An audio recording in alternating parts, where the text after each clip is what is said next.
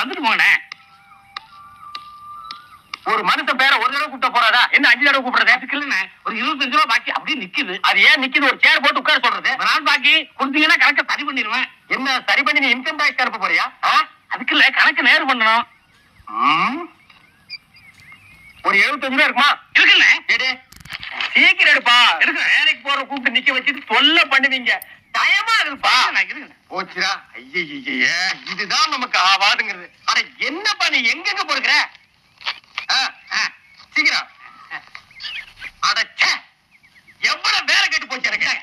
கோச்சுக்காதீங்க, கோச்சுக்காதீங்க. 75 ரூபா கரெக்டா இருக்கா? இருக்கு. இந்தா 25 ரூபா. ஆமா, அந்த பழைய பாக்கி அடிச்சது. வர்றேன். அண்ணா அண்ணா, என்ன இந்த 75? அது புது பாக்கியில எழுதிக்க. இல்லண்ணே, இப்ப நான் 75 ரூபா கொடுத்தேன். ஆமா, பழசு 25 ரூபா நீங்க தரணுமா? அதான் கொடுத்துட்டீங்கப்பா. 25 75 100 ஆகுது இல்ல? 25 75 100ங்கிறது பிறகு போற பிள்ளை கூட தெரியும். அண்ணே, நமக்குள்ள கணக்கு சரி பண்ணிக்கும். பண்ணிக்க. பழைய பாக்கி 25 ரூபா நீங்க தரணுமா? அதான் கொடுத்தாச்சு இல்ல? அது இல்லண்ணே, இப்ப கொடுத்து 75 ரூபா. ஆமா, பழைய பாக்கி 25 ரூபா. ஆக மொத்தம் 100 ஆச்சு இல்ல? அந்த 25 தான் கொடுத்துட்டேன்லப்பா. என் பணம். அட இதுவும் உன் பணம் தானப்பா. ஒரே குழப்பமா இருக்குண்ணே. எனக்கு குழப்பமே இல்லப்பா. ஒண்ணு செய்யுங்கண்ணே, இந்த 25 ரூபாயை நீங்களே வச்சுக்கோங்க. சந்தோஷம். 100 ரூபாயா உங்க கணக்கெல்லாம் எழுதிக்குவா? எழுதிக்க. இன்னொரு 100 கொடுத்துட்டு 200 எழுதிக்க. இன்னொரு 100 கூட 300 எழுதிக்க. இன்னொரு